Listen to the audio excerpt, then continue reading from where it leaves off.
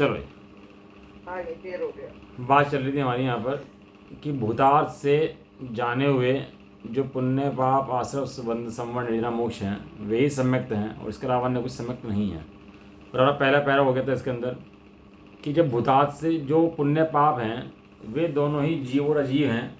ऐसा नहीं है कि अकेला जीव है अकेला अजीव है, दोनों मिलते हैं जब भी उसकी सातत्य की व्यवस्था बनती है, संसार की व्यवस्था बनती है, मोक्ष की व्यवस्था बनती है। ये व्यवस्थाएं कब बनती हैं?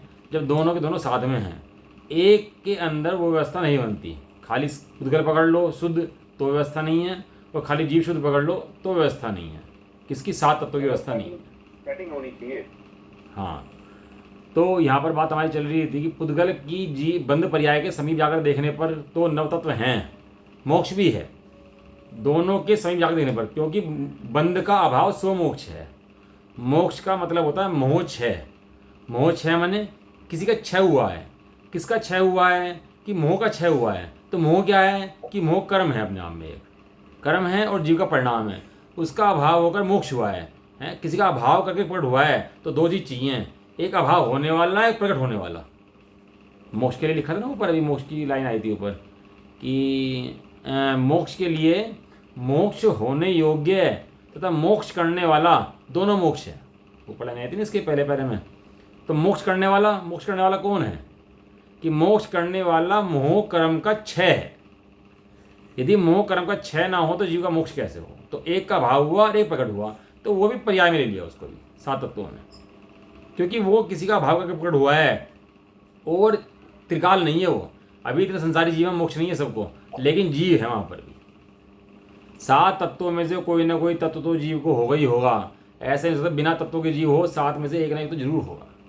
और बात आई थी कि एक जीव द्रव्य के स्वभाव के समीप जाकर अनुभव करने पर, जब एक जीव स्वभाव के नजदीक अनुभव किया तो सात तत्व क्या हैं? वे सात तत्व अभूतार्थ हैं, असत्यार्थ हैं। वे जीव में एक का रूप नहीं है, वे सात तत्व ही भिन्न हैं। बस अब यहाँ से हमारी बात चलेगी आगे। ये पढ़ो, इसलिए यहाँ से पढ़ दो। इसलिए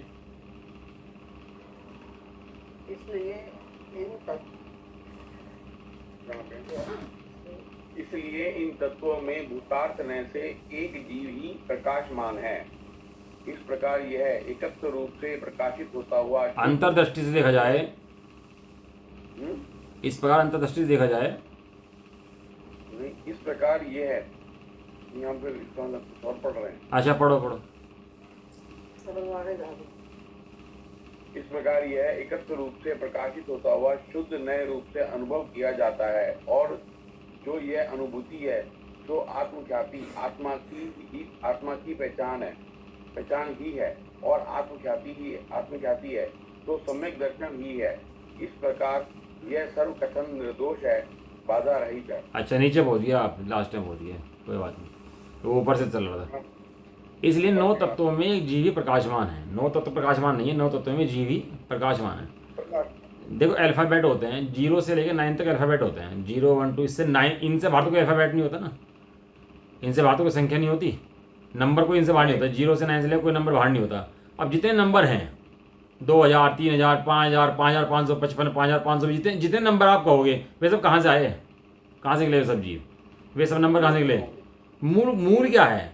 0 से 9 में से एक हटा दो कोई सा भी, तो इतने नंबर बन जाएंगे क्या? सारे नहीं, इतने नंबर नहीं हो सकते। अंग्रेजी का है 26 अल्फाबेट है। अब जितनी डिक्शनरी बना दो, जितने शब्द लिख दो, जितना ले जाओ, वो सब कहाँ से आ रहे हैं? सब के सब वे सब 26 के अंदर से आ रहे। कहो तो 26 की पर्याय हैं वे सारी। वे जितनी भी गणित के नंबर हैं वे सब 0 से लेकर 9 तक की संख्या के फार्मूले हैं। वे सब उसके पर्याय हैं। वे कहीं और से नहीं आए, वो इसी से आए हैं। लेकिन 0 से 9 को कहने में वो संख्या अलग है, 0 से 9 अलग है। 5520 में 0 से 9 तो हैं, लेकिन वो 0 से 9 की संख्या फिक्स है भाई साहब। इसी तरह जीव का स्वभाव तो फिक्स है, लेकिन वो उसकी पर्याय कितनी हो सकती है? कि आश्रय भी हो सकती है, बंध भी हो सकती है, संवर भी हो सकती है, निर्जय भी हो सकती है, मोक्ष भी हो सकती है। लेकिन इसके अंदर क्या है? भूतार्थ ने ऐसे जीव प्रकाशमान है।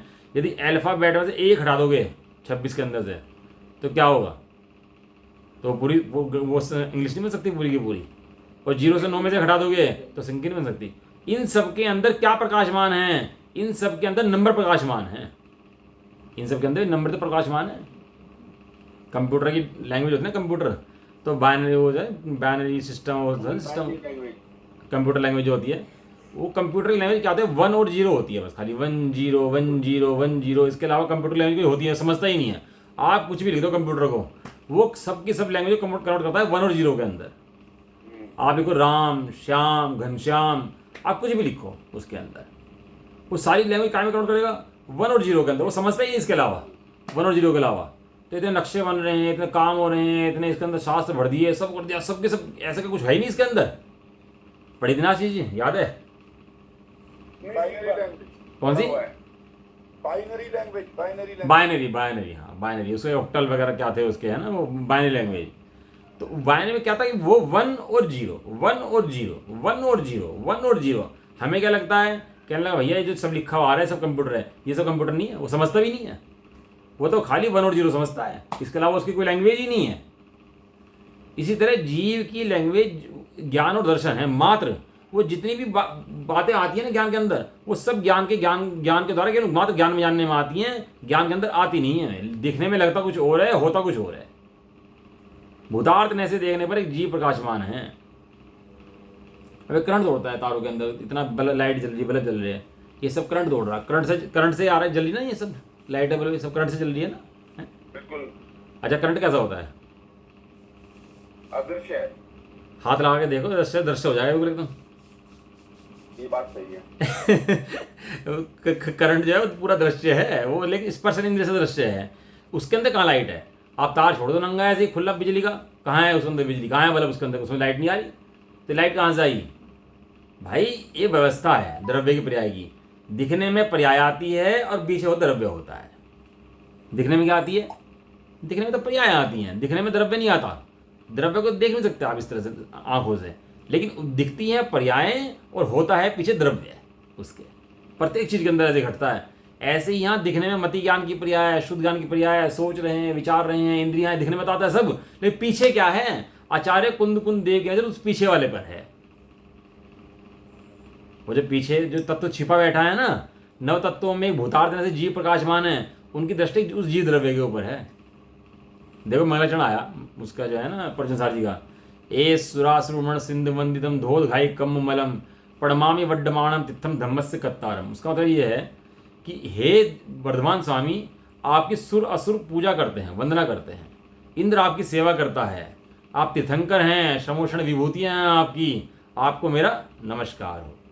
किसके अंदर है? प्रजनसार जी के अंदर। ए सुरासुरुमण सिंधु वंदितम धोध घाई कम मलम पड़मामी वड्डमाणम तिथम धम्मस्य कत्तारम है। फिर मोक्ष मार्ग पास उस पर आए, मोक्ष तथासूत्र पे हम हैं। तथासूत्र के अंदर क्या लिया? मोक्ष शास्त्र के अंदर उसमें लिया मोक्ष मार्ग से नेतारम भेतारम करम भूभरताम ज्ञातारम विश्व तत्वनाम वंदे तद्गुण लब्धे। अब उसके अंदर यहाँ तो बात करेंगे तीर्थंकर आदि विभूति की बाहर की, क्या तीर्थंकर हैं, इंद्र आपकी सेवा करते हैं। वहाँ क्या कहा कि नहीं भैया इन गुणों से हम भगवान की वंदना नहीं करते, ये गुण नहीं मानते हम क्या करते हैं? मोक्ष मार्ग के नेता हैं, कर्म भूमि को भेदने वाले हैं, तीन लोक तीन काल जिनके ज्ञान में झलकता है, ऐसे ऐसे भगवान को मैं नमस्कार करता हूँ। इसके ऊपर तो इस एक दो लाइन के ऊपर ना 800 श्लोक की एक टीका है, 8000 श्लोक की एक टीका है, और इसके ऊपर देवाव स्त्रोत है। इस दो लाइनों के ऊपर ग्रंथों की ग्रंथ रच दी है, टीकाएं की टीका रच दी। कितनी कौन सी दो लाइन है आशीष जी, कौन सी दो लाइन है? हाँ, मोक्ष मार्ग के नेता हैं। नेता कौन? जो चलाए सबको, जिसके भेद सब चले वो नेता होता है, भ्रष्ट नहीं होता नेता। नेता तो भ्रष्टता दूर करता है। ये नेता कहाँ के नेता हैं? ये मोक्ष मार्ग के नेता हैं। इस सर्व के भगवान मंदिर में दिखाई दे रहे डेली, हमें दर्शन जाते हैं हमारे को। ये कहाँ के नेता हैं? ये मोक्ष मार्ग के नेता हैं। क्या कर दिया इन्होंने? कर्म भूमि को भेद दिया है जिन्होंने, कर्म भूमि को भेदने वाले हैं। और तीन लोग तीन काज रखते हैं। अब इनकी भाषा वर्णन नहीं करा इनका, इसके अंदर इनका भाषा वर्णन नहीं करा कि आपकी विभूति है, समोषण है, ऐसे। थोड़ा अंदर गए, थोड़ा अंदर जाकर किसका वर्णन करा? उस जीव का जिस जीव पर्याय में वर्णन कर रहा है। तीन लोग तीन काल जान रहे हैं, ऐसा है ऐसा है। अब आ जाओ आप समयसार जी पर। समयसार जी पर क्या कहा? नमः समय साराय स्वानुभूत्य चकासते चित्त स्वभावाय भावाय सर्वभावांतर सिदे। आचार्य देव देखो, कुंद कुंद देव, उमा स्वामी दोनों एक दूसरे शिष्य है, दोनों बात लिख रहे हैं। और दोनों की बातों में देखो अलग अलग कैसी बात नजर आ रही है। एक कहाँ से वर्णन कर रहे हैं, उनकी विभूति से है, एक वर्णन कर रहे हैं अंतरंग से है, और एक वर्णन उसके भी अंदर से कर रहे हैं। किससे? नमय समय सारा है, वो समय का सार, उसे नमस्कार। अमरचंद देव करे किसे नमस्कार हो? तीर्थंकर की विभूति को नमस्कार हो, या जो तुम्हारे पर्याय में वर्णन कर रहा है तीन लोग तीन का झगड़ा, उसे नमस्कार हो? किसे नमस्कार हो? कि वो जो उसके पीछे बैठा, जिसके आधार से सब लोग झगड़ रहे हैं, उसे नमस्कार हो? समय के सार को नमस्कार हो। समय का सार कौन है? कि जीव द्रव्य समय का सार है।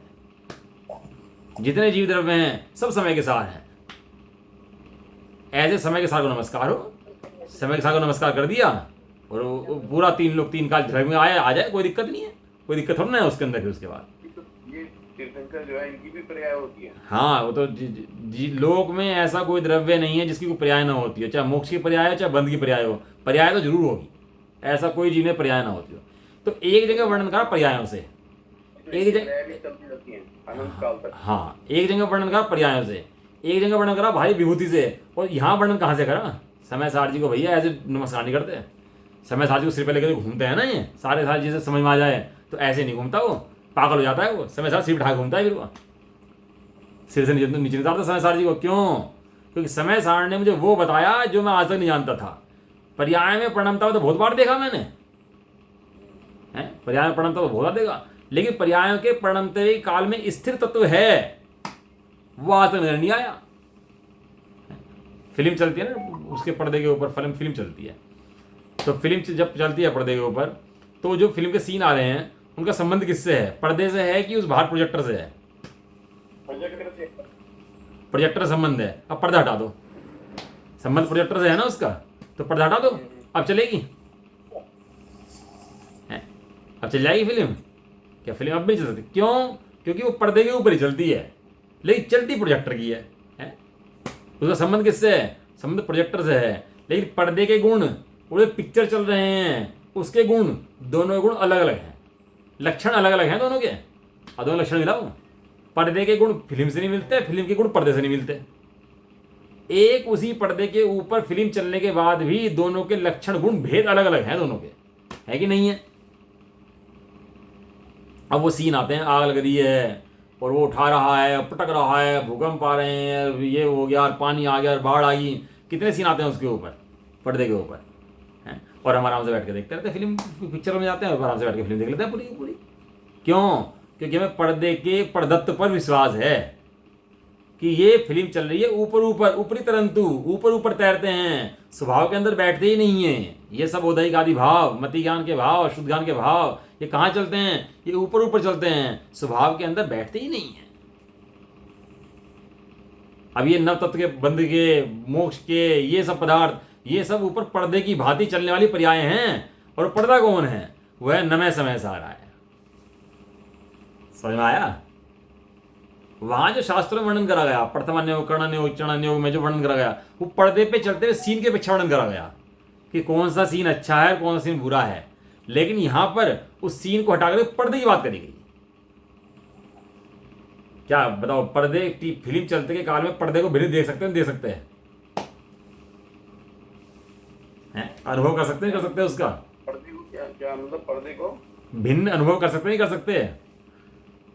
पर्दे को नहीं, फिल्म कैसे देखेंगे? अगर भिन्न अनुभव कर लिया तो बाकी फिर फिल्म कैसे देखेंगे? फिल्म देखनी नहीं है ना, फिल्म चलती रहने दो ना। फिल्म ये तो है बात है, राग देश तो इसी का नाम है, फिल्म देख रहे हैं, फिल्म देखनी ना। फिल्म के देख चलने के काल में उस पर्दे पर विश्वास रखना है कि यहाँ पर एक पर्दा है जिसके ऊपर फिल्म चल रही है। वो पर्दा कौन है? वो पर्दा मेरा ज्ञान दर्पण है जिसके ऊपर फिल्म चल रही है। ये आने जाने वाले भाव मेरे नहीं है, 9 तत्व हैं, इनसे भिन्न जीव द्रव्य एक प्रकाशमान है। लिखा ना, 9 तत्व में भूतार्थने से एक जीव ही प्रकाशमान है। इस प्रकार अंतर्दृष्टि से देखा जाए तो ज्ञायक भाव जीव है। कौन है जीव? भाव। और जीव के विकार का हेतु वह जीव है। जीव के विकार का हेतु कौन है? वह जीव है।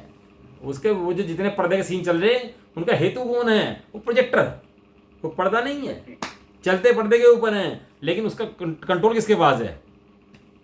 बताओ। जितने लाभ हानि जितने चल रही, लाभ हानि चल रही, कषाय चल रही, मंद चल रही, तीव्र चल रही, अनंतानुबंधी चल रही, मोह चल रहा है, प्रत्यख्यान, सबका संबंध उस जीव के अपने स्वभाव से है कि कर्मों से है?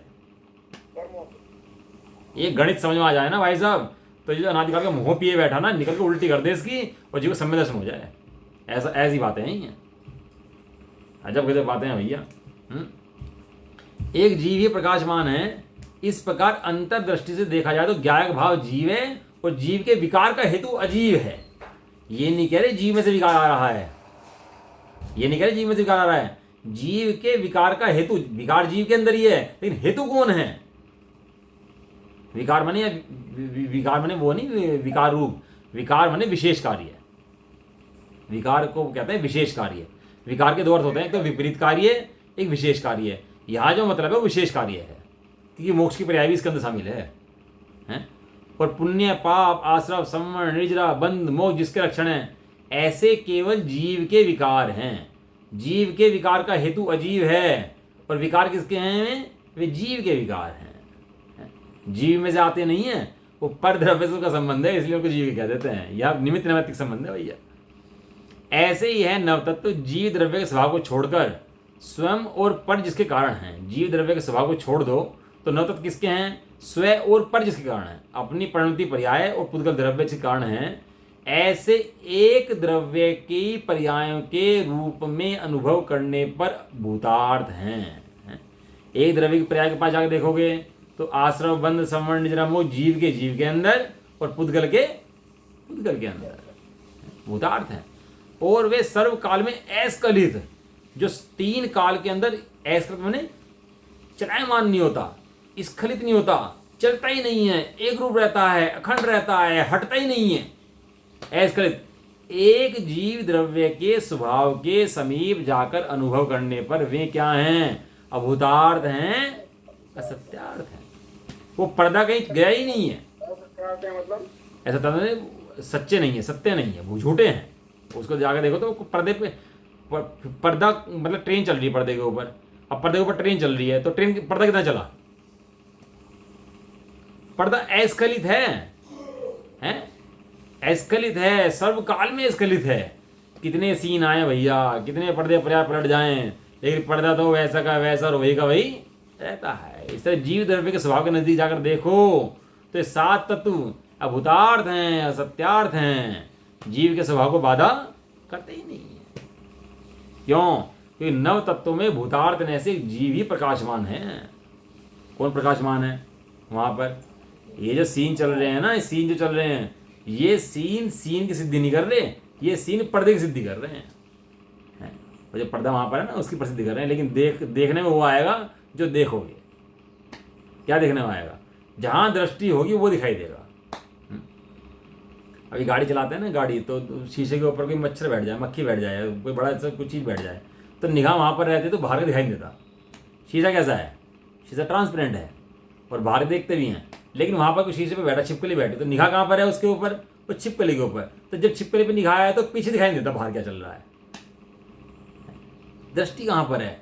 दृष्टि एक शुद्ध जीव के भूतार्थ स्वभाव के ऊपर है या बदलती पर्याय के भीतर है? जहाँ पर्याय ये देखेगी वो दिखाई देगा। भूतार्थ न्यास वाला शुद्ध जीव त्रिकाल विद्यमान है, ये पर्याय जहाँ देखती है इसको वहाँ दिखाई देता है। जीव तो त्रिकाल अखंड एक ज्ञायक है, पर्याय देखती है तो सुखी होती है और पर्याय नहीं देखती तो दुखी होती है।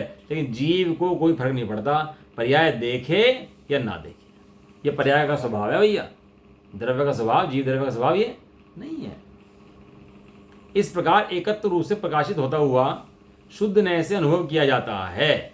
एकत्व रूप से प्रकाशित है कि नहीं शुद्ध जीव द्रव्य है, अन्य रूप से प्रकाशित नहीं होता, इसलिए वो शुद्ध रूप से अनुभव किया जाता है। शुद्ध रूप से अनुभव किया, किसकी बात चल रही है? सम्य दृष्टि की बात चल रही है। शुद्ध रूप से अनुभव किया जाता है। कौन अनुभव करता है? कि सम्य दृष्टि अनुभव करते हैं। वो हो नहीं सकता ऐसा भी नहीं है, हो सकता है। और जो यह अनुभूति है, किसकी अनुभूति है? एक आत्मा की अनुभूति है। सो आत्मख्याति आत्मा की पहचान ही है। क्या है ये? आत्मा की पहचान है, पहचान का लक्षण है ये। जो आत्मा की बातें करते हैं, अनुभूति नहीं करते, वो यहाँ कहते हैं बाहर हैं, इस गाथा क्या सम्य दर्शन बाहर है। और जो आत्मख्याति है सो सम्य दर्शन ही है। आत्मख्याति है, आत्मा की पहचान है, आत्मा की अनुभूति है, सो क्या है? वो सम्य दर्शन है। चौथे गुण स्थान में पैदा हो जाती है भैया, चौथे गुण स्थान हो जाता है। अभी जो लोग ये मानते हैं कि चौथे गुण स्थान में सम्यक दर्शन नहीं होता, अनुभूति नहीं होती, मानते हैं सम्यक दर्शन तो होता है, वो तो मानते हैं, लेकिन सम्यक दर्शन मानते हैं, अनुभूति नहीं मानते। अभी भी अपने यहाँ जैन में बाहर तो बात छोड़ दो, जो जैनी अगर 100 हैं तो 99 लोग ये मानते हैं कि चौथे गुण स्थान में आत्मा की अनुभूति नहीं होती। ऐसा पढ़ाया गया उनको कि आत्मा की अनुभूति हो नहीं सकती। आत्मा की अनुभूति कौन से गुण स्थान में होती है? 7वें में होती है, इससे नीचे आत्मा की अनुभूति हो नहीं सकती। वहाँ तो बस चौथे में क्या है, देव शास्त्र गुरु श्रद्धान करो, बस यही है बस तुम्हारा सम्यक दर्शन है। इस तरह तो भैया सारे जन समझते बैठ जाएंगे बिना आत्मा की अनुभूति की। और यहाँ कह रहे हैं आत्मा अनुभूति है सो सम्यक दर्शन ही है। ही शब्द कब होता है, कब लगाते हैं ही शब्द? कंपलसरी कोर्स के अंदर, जब कंपलसरी, इसके बिना नहीं हो पाएगी भैया। वहां पर चौथे गुण स्थान का नाम अविरत सम्यक दृष्टि है। क्या नाम है उसके चौथे का नाम? अविरत सम्यक दृष्टि। अविरत सम्यक दृष्टि के अंदर जो है अविरत जो है ना, वो जो शब्द अविरत है वो चारित्र की अपेक्षा है, कि वो चारित्र की अपेक्षा उसके अंदर अविरत है। ये सम्यक दर्शन पूरा है। यदि मैं चौथे गुण स्थान का नाम खाली सम्यक दृष्टि रखूं तो भी कोई दिक्कत नहीं है, अविरत उसे ना कहूं तो कोई दिक्कत थोड़ा नहीं है उसके अंदर, क्योंकि चौथे गुण स्थान के अंदर सम्यक की उत्पत्ति होती है। सम्यक की उत्पत्ति होती है यानी आत्मानुभूति की उत्पत्ति होती है। उस आत्मानुभूति के अंदर मैं शुद्धात्मा कैसा हूं ऐसा नजर आता है, दिखाई देता है उसको। जब ऐसा नजर आता है तब जीव कर्णाब्दी में प्रवेश करके चौथे गुण स्थान में प्रवेश करता है। तब वहां से उसके मोक्ष मार्ग शुरू होता है और वो नियम से जाकर के मोक्ष में जाता है। जो चौथे गुण स्थान के अंदर सम्यक दृष्टि है, कौन सा सम्यक दृष्टि? छायक सम्यक दृष्टि जीव है। और 7वें गुण स्थान के अंदर भी वही जीव पहुंच गया, छायक सम्यक दृष्टि जीव हो गया। अब चौथे से 7वें में पहुंचा तो विशेष क्या हुआ उसके अंदर? उसकी जो स्थिरता है वो इंप्रूव हुई। लेकिन जिन 7 प्रकृतियों के 6 से उसको छायक सम्यक दर्शन हुआ था, वही 7 प्रकृतियों का 6 7वें गुण स्थान के अंदर भी है। वहां कर्म सम्यक दर्शन की अपेक्षा से उतनी कर्म प्रकृति चौथे में 6 हैं और उतनी 7वें में 6 हैं। दोनों के अंदर फर्क नहीं है, क्वांटिटी बढ़ गई, क्वालिटी वही है। क्वालिटी वही है, बिल्कुल सेम। यदि क्वालिटी वो ना हो ना भाई साहब तो माल बन ही नहीं सकता। वो क्वालिटी में दोष नहीं है। यदि उसको अपनी पहचान ना हो, अपनी आत्मा का ना पता हो, तो उसका काम बन नहीं सकता, सम्यक दर्शन हो ही नहीं सकता 3 काल में आज तक किसी। और खुद भी भरवाए और दूसरों को भरवाए। कहना भाई मेरी भले ही एक आँख फूट जा, लेकिन तेरे दोनों फूटनी चाहिए। पड़ोसी का था ना, कहना भाई पड़ोसी के जितना नुकसान मेरा फायदा मेरा होगा। तपस्या करने बैठ गया तो भगवान जी पकड़ हो गया। कहना बता क्या चाहिए भाई? कहने लगा भाई मैं जो चाहूँ वो मिल जाए। कहना ठीक है भाई तेरी सारी बातें मंजूर, जो तुझे चाहिए वो मिल जाएगा, लेकिन एक कंडीशन है। कहने लगा क्या? कहना जितना तुझे मिलेगा उससे दुगना पड़ोसी को मिलेगा। हैं? वो कहे ये एक गाड़ी, अब पड़ोसी का 2 गाड़ियाँ, एक बंगला, पड़ोसी का 2 बंगले। अब बताओ खुशी बढ़ेगी दुख बढ़ गया उसका? है कहने लगा सब करना तो कुछ नहीं। इंसान अपने दुख से दुखी है, दूसरे के सुख से दुखी है। अब क्या हुआ कि उसे अब क्या लगा, ऐसा कुछ करा तो है नहीं। तपस्या करके आया मैं, मेहनत करके आया मैं, हैं? अब रात दिन बैठा रहा मैं, भूखा प्यासा रहा मैं। अरे फिर मिल जाए इसको तो यार, मांगू मैं मिल इसको जाए। टेंशन में आके कहने लगा यार ऐसा कैसे होगा? हैं? तो कहने लगा भाई अब तो इसका कुछ इलाज करना पड़ेगा। कहने लगा भाई मेरी एक आँख फूट जाए, पड़ोसी की दोनों आगे फूट गई। मेरा एक कान टूट जाए, कहने लगा पड़ोसी दोनों हाथ कान फूट गए। तो अब इसको प्रसन्नता होती है। कहना हाँ बढ़िया बढ़िया। लोगों को ये पढ़ा दिया कि आत्मानुभूति मोक्ष नहीं है, आत्मानुभूति सम्यक दर्शन नहीं है।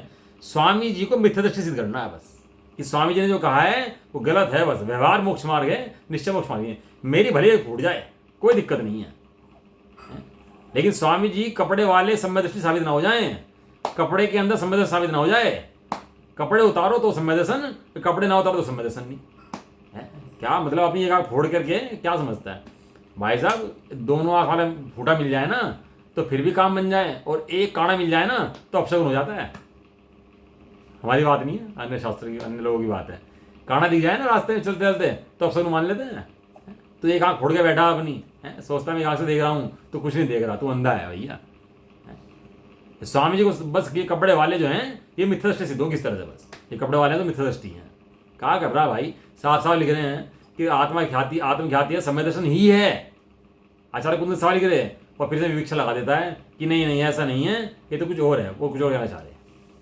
स्पष्ट शब्दों में लिख रहे हैं कि 7 तत्वों में छिपी हुई नव तत्वों में छिपी हुई आत्मज्योति, उसका दर्शन सो सम्यक दर्शन। यदि उसके दर्शन नहीं हुए, मतलब बिजली बनाने वाले ने बल्ब का आविष्कार पहले करा, बिजली का आविष्कार पहले करा?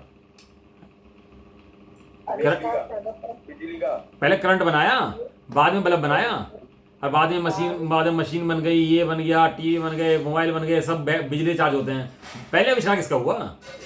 बिजली का। पहले बिजली बनाई भैया, और बिजली के बाद फिर बल्ब बना। अरे इस तरह शुद्धात्मा पहले रख, और जो पर्याय हैं इनको बाद में रख। ये पर्याय किसकी हैं? वो शुद्धात्मा की हैं। शुद्धात्मा नहीं होगा तो पर्याय किसकी होंगी? किसी की भी नहीं होंगी, पर्याय होंगी ही नहीं। अब तू टीवी चला, मोबाइल चला, कुछ भी चला, कुछ मशीन चला, कुछ भी चार्ज कर दूं, वो सब बिजली, एक सबके अंदर बिजली विद्यमान है। सब जब पर्याय शुद्धात्मा की हैं तो फिर पुद्गल का क्या चक्कर? कोई चक्कर नहीं है पुद्गल का। पर्याय सुनो, एक करंट सब में विद्यमान है, वो कुछ भी चार्ज करो आप, सबके अंदर जलते हुए तो अलग चीज दिख रही है। पंखा चल रहा है, एसी चल रहा है, टीवी चल रहा है, मोबाइल, सब चीजें, लेकिन सबके पीछे क्या है? सबके पीछे current current current current current. यदि करंट ही ना हो तो वो सब कैसे चलेंगे भाई साहब? चल ही नहीं सकते, सब डेड हो जाएगा। सब डेड हो जाएगा। इसी तरह से इतनी मति ज्ञान की पर्याय, शुद्ध ज्ञान की पर्याय, इतना बंद, इतना आश्रव, इतना बड़ा, सब संवर कर दो, इतना निर्जरा कर दो, इतना मोक्ष कर दो, सब कर दो, उसके पीछे क्या है? उसके पीछे कौन बैठा? अब उस जीव को तो कह दे हटा दो इसे, कह रहे इसकी तो हम बात करेंगे नहीं, इसकी अनुभूति करेंगे नहीं, और इसकी अनुभूति के बिना सब चीज चाहिए, मुख चाहिए या संवर चाहिए, निर्जरा चाहिए, तो भाई कैसे होगा? तू ये बता दे। आश्रव भी है तो वो जीव की प्रसिद्धि कर रहा है कि यहाँ पर जीव है? आश्रव भी आश्रव को प्रसिद्ध नहीं कर रहा, आश्रव जीव को प्रसिद्ध कर रहा है। संवर संवर को प्रसिद्ध नहीं कर रहा, संवर जीव को प्रसिद्ध कर रहा है। वॉशिंग मशीन के अंदर तार आ रहा हो, उसको हाथ लगाओ तो क्या लगेगा? उसके अंदर क्या लगेगा? करंट भी लगेगा। अब पंखे के अंदर तार आ रहा हो, उसके अंदर हाथ लगा तो क्या लगेगा? तो भी करंट लगेगा। और टीवी के अंदर आ रहा हो, उसके अंदर हाथ लगा तो क्या लगेगा? तो भी करंट। सब जगह करंट ही लग रहा। काम तो बहुत सारे हो रहे हैं, यहाँ टीवी चल रहा है, मोबाइल चल रहा है, पंखे चल रहे हैं, एसी चल रहे हैं, यहाँ ये चल रहा, काम तो बहुत तरह के हो रहे हैं। उस करंट के अंदर क्या भेद है, तुम मुझे बता दो। अरे इतनी पर्याय आ रही, सुबह शाम तक आ जाए चली जाए, मेरा काम क्या है? मेरा काम तो भैया निगेटिव पॉजिटिव जो करंट के काम होते हैं ना, वो काम मेरा है? मेरा काम तो शुद्ध रूप रहना, अखंड एक गायक रूप रहना है। पर्याय आए जाएं, अनंत बदलें, मेरा कुछ बिगाड़ने में समर्थ नहीं है। मैं अखंड एक गायक शुद्ध द्रव्य जीव हूं। ऐसी दृष्टि जिसको हो जाती है, उस आत्म ख्याति का नाम सम्यक दर्शन है। जीव को आज तक अपनी पहचान नहीं हुई, बाकी तो बहुत पहचान इसने करी सब चीजों की। ऐसा नहीं पहचान नहीं करी, पहचान कर नहीं सकता, पहचान करता है, दिन रात पहचान ही करता है, इसके अलावा कुछ करता नहीं है। वो पहचान कर नहीं सकता ऐसा भी नहीं है, पहचान कर भी सकता है। इसके बाद भी जीव ने क्या नहीं करा? ये शुद्ध जीव द्रव्य जो है, जो भगवान का भगवान है, नाथों का नाथ है, समय का सार है, जो परमात्मा है, शुद्ध है, अखंड है, एक है, बुद्ध है, परम ज्ञानी है, सर्वज्ञ है? ऐसे जीव की पहचान इस जीव ने आज तक नहीं करी, इसलिए कहते हैं आत्मा को आत्मा उपादेय है। कम्मोपाधि समूह गुण पज्जायावधिरत्तो। इस जीव को जीव उपादेय है, इस आत्मा को आत्मा उपादेय है। कौन से आत्मा को कौन सा आत्मा उपादेय है? दो आत्मा है क्या भाई यहाँ पे? आत्मा को आत्मा उपादेय दो आत्मा है क्या यहाँ पर? एक ही आत्मा है। वो पर्यायों के अंदर, उसी परमति पर्यायों के अंदर वो ऐसे लक्षणों से उस द्रव्य की पहचान करे तो उपादेय है, और ना पहचान करे तो उपादेय नहीं है। उसको क्या करे? वो मिथ्या दृष्टि है भैया।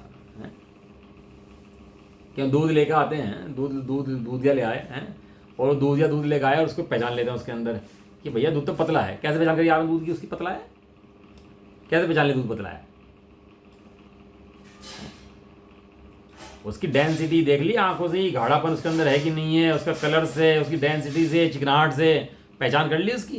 किसी भैया पानी जब मिला रखा तो दूध नहीं है इसके अंदर, किस लक्षणों से पहचाना? लक्षण से। ऐसे यहाँ भी लक्षण है भैया। क्या लक्षण है? यहाँ जीव का लक्षण ज्ञान दर्शन चारित्र है। तू जीव के लक्षण कैसे पहचान कर? दर्शन ज्ञान चारित्र से पहचान कर। चारित्र दर्शन ज्ञान को सब साधु जन सेवे सदा, ये तीन ही है आत्मा यह कहे निश्चय न सदा। निश्चय ने क्या कहता है कि चारित्र दर्शन ज्ञान को सब साधु जन से, साधु माने मुनि नहीं, साधु माने साधे सो साधु, साधे, कौन साधे? कि आत्मा को साधे। क्या क्या साधे? आत्मा को साधे। जो आत्मा को साधे सो साधु, और जो आत्मा को आत्मा ना साधे सो साधु है ही नहीं। कहलाए नाम अपने रखा है साधु साधु साधु कराता है, कोई साधु नहीं है। कौन साधु? जो अपनी आत्मा की साधना अपनी आत्मा से करे सो साधु। वो क्या की साधना करे? चारित्र दर्शन ज्ञान को सब साधु जन सेवें सदा। किसका सेवन करें सारे दिन? चारित्र का, दर्शन का, ज्ञान का। यह कहे निश्चय न सदा, इसको निश्चय करें। और फिर अगली आत्मा कहेंगे व्यवहार है, क्योंकि भेद है भैया। क्योंकि आत्मा तो अखंड एक मूर्ति है, आत्मा के अंदर से भेद नहीं है। समझाने के लिए भेद हैं, चारित्र के, दर्शन के, ज्ञान के, लेकिन तू भेद मान के बैठ जाए तो ऐसे भेद नहीं है। क्यों? कि अखंड एक चैतन्य मूर्ति है। अभी 2 डब्बों के अंदर, एक में नमक रखी हो, एक में वो रखी हो, खांड रखी हो, अब दोनों के कलर तो सेम है, और मिला गेड़ना उसके अंदर, चीनी गेड़नी दूध के अंदर, और वो दोनों डब्बे रखे, तो पहचान कैसे करोगे दोनों की? बताओ कि इसके अंदर खांड है, इसके अंदर नमक है। देखो पता लग जाएगा। उसको चक्के देखो, लक्षण से देखो, उसके लक्षण से पहचान हो जाएगी। ऐसे ही आश्रव के लक्षण से आश्रव पहचान में आता है। वो आश्रव ये नहीं कहता मैं जीव द्रव्य हूँ, जीव द्रव्य भिन्न है, आश्रव भिन्न है। संवर के लक्षणों से संवर पहचान में आता है। संवर ये नहीं कहता मैं जीव हूँ, ये संवर है। देखो बस लास्ट बात खत्म करते हैं। क्या है कि संवर आश्रव बंध संवर निर्जरा की मोक्ष की पहचान, कि ये जीव नहीं है, ऐसी पहचान, इसी का नाम सम्य दर्शन है। बैटरी भी खत्म हो गई। इसी का नाम सम्य दर्शन है। इनकी पहचान करना, लक्षणों से पहचान करना, इसका नाम तो सम्य दर्शन है। और लक्षणों से पहचान ना करके इनमें रमना, इसका नाम मिथ्या दर्शन है। इसलिए कहते हैं भूतार्थ ने से तू एक ज्ञायक भाव को जान, इसका नाम सम्य दर्शन है। ये सम्य दर्शन की गाथा है।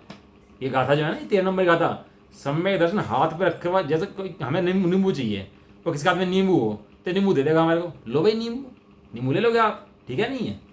इस तरह सम्य दर्शन देने वाली गाथा है। हमें सम्य दर्शन चाहिए, और ये तुरंत हाथ पे रखती है, ले सम्य दर्शन, ले जा, जब मजेगा। इस प्रकार सर्वकथन निर्दोष हैं, बाधा रहित हैं। किसी के अंदर कोई बाधा इसके अंदर भी नहीं आती भैया। करो पहचान आज दिन में गायक की। सारे परिणाम आगे चले जाएं और तुम गायक रहना, बस गायक को मत छोड़ना।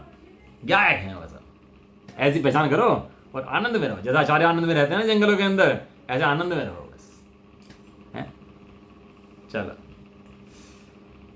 समय हो गया। ये पैराग्राफ है गजब का। तो सुख आते हैं, दुख आते हैं, दुख आते हैं, सुख आते हैं। इन आते जाते सुख दुख में हम मस्त रहते हैं, हम मस्त रहते हैं, हम ज्ञायक रहते हैं, हम शुद्ध रहते हैं। सुख आते हैं, दुख आते हैं, निज निधि निज में बताई है।